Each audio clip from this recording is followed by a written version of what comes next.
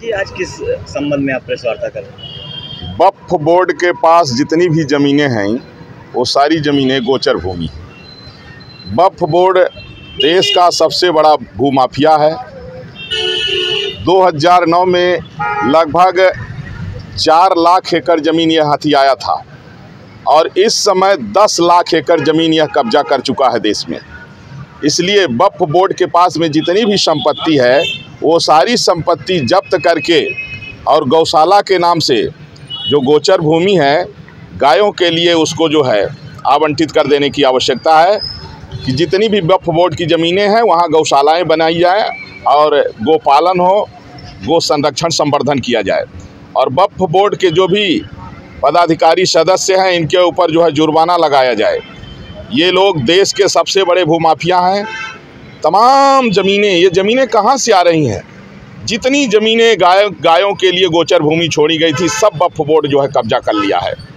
और देशवासियों को भी चाहिए कि वक्फ बोर्ड के जो इसके कनेक्शन है आतंकवादियों से जुड़े हुए हैं और ये देश में अस्थिरता पैदा करने के लिए एक बड़ा षड्यंत्र भी ये बीच बीच में करता रहता है।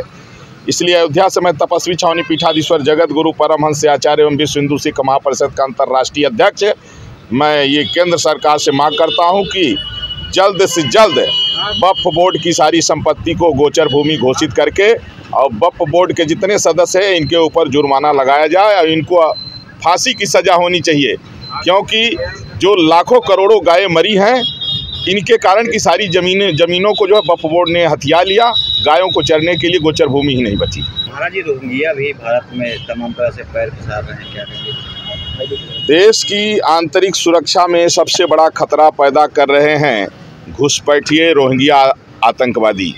तमाम बांग्लादेशी मुसलमान और रोहिंग्या मुसलमान जो देश में घुस करके और अवैध रूप से रह रहे हैं और बहुत तो जो है आधार कार्ड इत्यादि भी बनवा लिए हैं षड्यंत्र पूर्वक।